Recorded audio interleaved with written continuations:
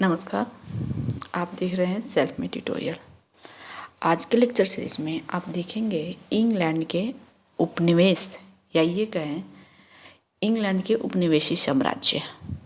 Okay, तो इसके पहले आपने वीडियो देखा, लेक्चर जो था वो था स्पेन और पुर्तगाल के उपनिवेशी साम्राज्य, यानी स्पेन और पुर्तगाल ने विश्व के देशों में अपने उपनिवेश कैसे स्थापित किए थे, किस तरह से उसने उपनिवेशों का एक साम्राज्य स्थापित किया था। उसी सिलसिले में आज हम देखेंगे इंग्लैंड, क्योंकि स्पेन और पुर्तगाल के बाद जो यूरोपीय कंट्री सबसे ज़्यादा अपने उपनिवेश स्थापित किए तो वो था इंग्लैंड। तो चलिए आज के लेक्चर वीडियो में आप देखेंगे कॉलोनियल एम्पायर ऑफ इंग्लैंड।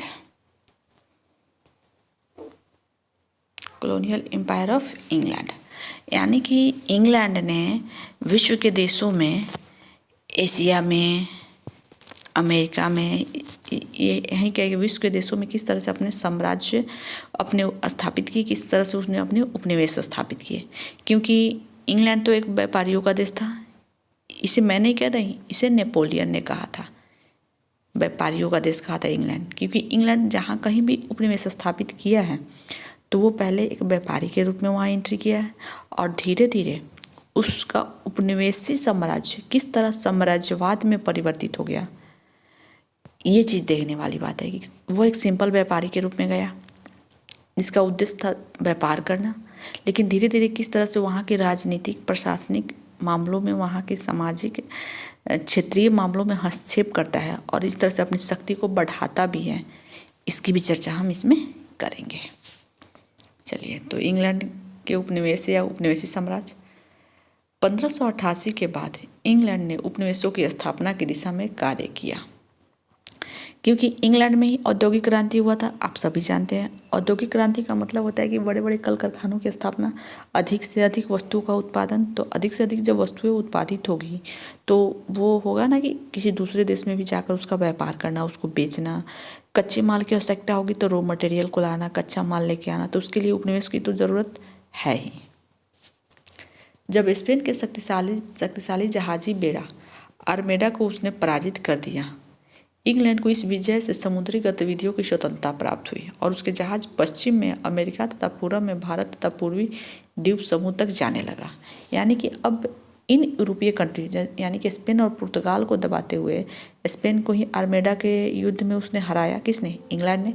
और इस तरह से उसके क्षेत्रों में भी अपने व्यापारिक गतिविधियों को बढ़ाना शुरू कर दिया। ट्यूडर काल में समुद्री व्यापार के महत्व को समझा गया था, लेकिन स्टुअर्ट काल में ही इस दिशा में गतिविधियों का विकास हो पाया। यानी कि ट्यूडर काल जो एलिजाबेथ हेनरी सप्तम अष्टम का समय था, उसमें समुद्री यात्राओं को प्रोत्साहन दिया गया, लेकिन स्टुअर्ट काल में जाकर ये अपने चरमोत्कर्ष पे पहुंचा। उपनिवेशों को प्राप्त करने में इंग्लैंड ने के भी वही उद्देश्य थे जो स्पेन और पुर्तगाल के थे, अर्थात समृद्धि की लालसा, व्यापार के लिए बाजार की तलाश, बढ़ती हुई आबादी के निवास के लिए क्षेत्र, धार्मिक अत्याचार भी एक विशेष कारण था जिससे बचने के लिए अनेक अंग्रेज उत्तरी अमेरिका में जाकर बस गए।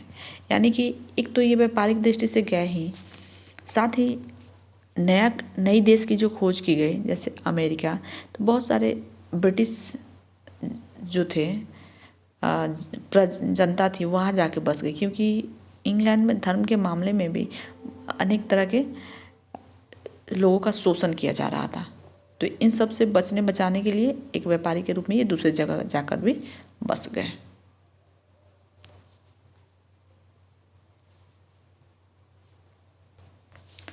सर वाल्टर रेले ने एलिजाबेथ के शासन के अंतिम वर्षों में उत्तरी अमेरिका में वर्जीनिया नामक उपनिवेश स्थापित किया। अच्छा, वाल्टर रेले ने कौन सी उपनिवेश स्थापित किया? उत्तरी अमेरिका में वर्जीनिया। कृषि उत्पादन, विशेष रूप से आलू, तंबाकू के लिए यह उपनिवेश प्रसिद्ध हो गया। वर्जीनिया के उत्तर में 1634 ईस्वी में बाल्टीमोर ने मैरीलैंड नामक उपनिवेश बसाया। इसके बाद वर्जीनिया के दक्षिणी उत्तरी कैरोलिना और दक्षिणी कैरोलिना के 2 उपनिवेश बसाए गए। यानी कि अब उत्तरी कैरोलिना और दक्षिणी कैरोलिना, यानी सब ये सारे बात हो रहे कहाँ? अमेरिका में सबसे पहले उपनिवेश स्थापित किया था इंग्लैंड वालों ने।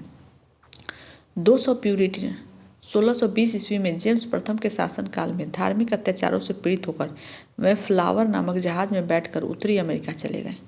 उन्हें इतिहास में पिलग्रिम्स फादर्स कहा गया। अच्छा, यानी प्यूरिटन जो थे 1620 में जेम्स प्रथम के शासनकाल में धार्मिक अत्याचारों से पीड़ित होकर, यानी इंग्लैंड से वो लोग आकर उत्तरी अमेरिका में चले आए। उन्हें क्या कहा जाता है? पिलग्रिम्स फादर कहा जाता है, जो अमेरिका इंग्लैंड से आके अमेरिका में बसे। प्लाईमाउथ नामक उपनिवेश की उन्होंने स्थापना की। धार्मिक अत्याचारों के कारण चार्ल्स प्रथम के काल में भी प्यूरिटन संप्रदाय के लोग उत्तरी अमेरिका चले गए और उन्होंने न्यू इंग्लैंड उपनिवेश स्थापित किया। इस प्रकार 1630 ईस्वी में इंग्लैंड के प्यूरिटन लोगों ने मैसाचुसेट्स उपनिवेश बसाया। इसके बाद प्यूरिटन लोगों ने कनेक्टिकट और न्यू हैम्पशायर के उपनिवेश स्थापित किए। न्यू फाउंडलैंड, पेंसिल्वेनिया अमेरिका में इंग्लैंड के अन्य उपनिवेश थे। उत्तरी अमेरिका में हॉलैंड से इंग्लैंड ने एक उपनिवेश छीन लिया था, इसका नाम न्यूयॉर्क रखा गया। यानी ये जो आप देख रहे हैं, समझ रहे हैं, इससे आपको क्या पता लग रहा है कि अमेरिका जो था उतना डेवलप कंट्री नहीं था। वहाँ के लोग आदिवासी जनजाति थे, लेकिन उस समय बहुत सारे इंग्लैंड वासी वहाँ गए, जिस भी मामले से अपने देश से ही पीड़ित होके, अपने शासक से पीड़ित होके वो जाके वहाँ पे इंग्लैंड में बसे और वहीं के होकर रह गए और उन्होंने ही वहाँ उपनिवेश स्थापित किया और यहीं जो नए नए जगहों का उन्होंने नामकरण किया, वो वहाँ अपने उपनिवेश स्थापित किए। आगे चल के वही लोग इंग्लैंड से वहीं के वसिंदा बन गए, वहीं के रहने वाले बन गए और वहीं के सिटीजन बन गए और फिर आगे चल के खुद को वो स्वतंत्र कर लिए, जिसके बाद वो खुद अमेरिका वासी कहलाए। क्योंकि अमेरिका उतना डेवलप नहीं था। आप आगे चल के देखिएगा, वहाँ पे गृह युद्ध होता है, अनेक तरह के अमेरिकी स्वतंत्रता संग्राम होता है। क्यों होता है? अमेरिकी स्वतंत्रता संग्राम तो इन उपनिवेशों से ही खुद को वे लोग स्वतंत्र करते हैं, तो इन सब कारणों से। चलिए, तो ये था इंग्लैंड ने किस तरह से उत्तरी और दक्षिण अमेरिका में अपने उपनिवेश स्थापित किए।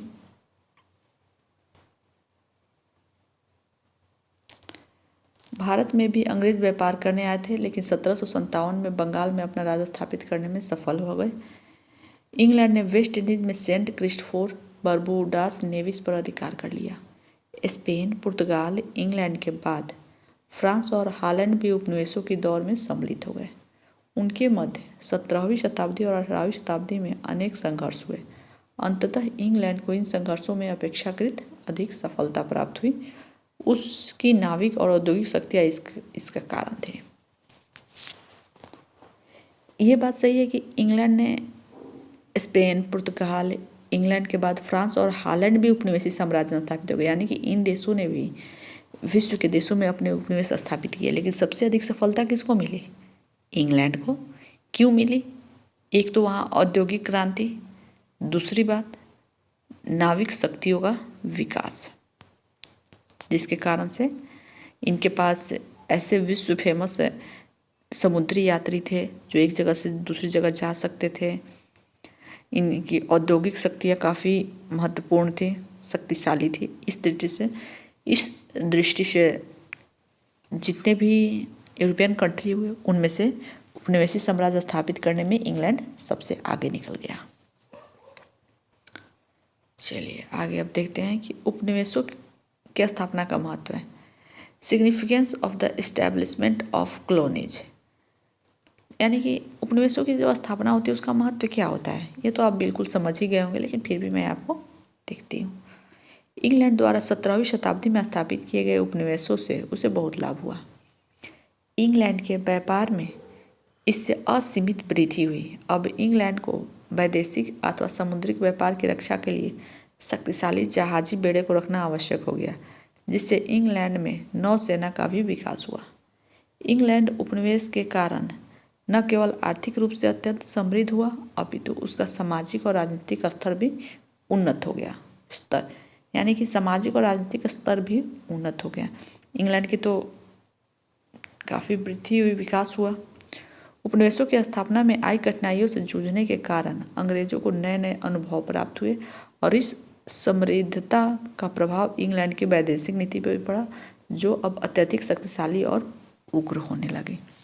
यानी कि जिस तरह से उपनिवेश स्थापित करने का ट्रेंड चला, उस समय स्पेन सबसे आगे आया, पुर्तगाल आया, हॉलैंड आया, लेकिन स्पेन आया तो स्पेन के बाद इंग्लैंड प्रवेश किया और इंग्लैंड कैसे इनको पछाड़ते हुए आगे बढ़ा।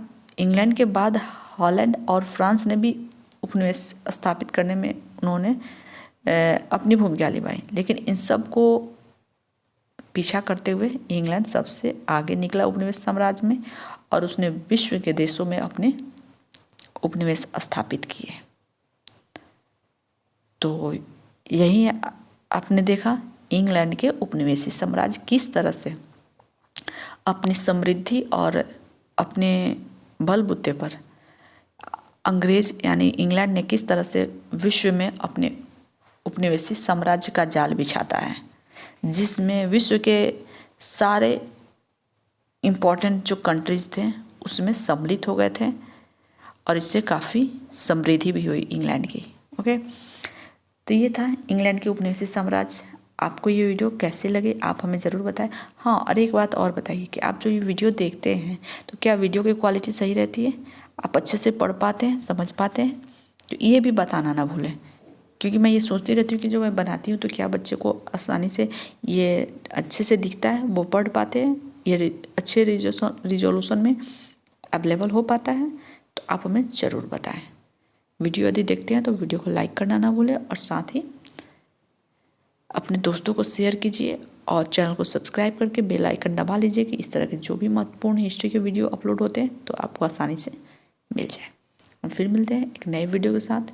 यदि आप कहते हैं तो मैं ग्लोरियस रिवॉल्यूशन यानी कि गौरवपूर्ण क्रांति पर लेक्चर वीडियो अवेलेबल करा सकती हूँ। चलिए आप एग्ज़ाम की तैयारी कीजिए, ये लास्ट वीडियो जा रहा है, आप लोग अच्छे से एग्ज़ाम दीजिए। All the best. और फिर मिलते हैं एक नए वीडियो के साथ। धन्यवाद।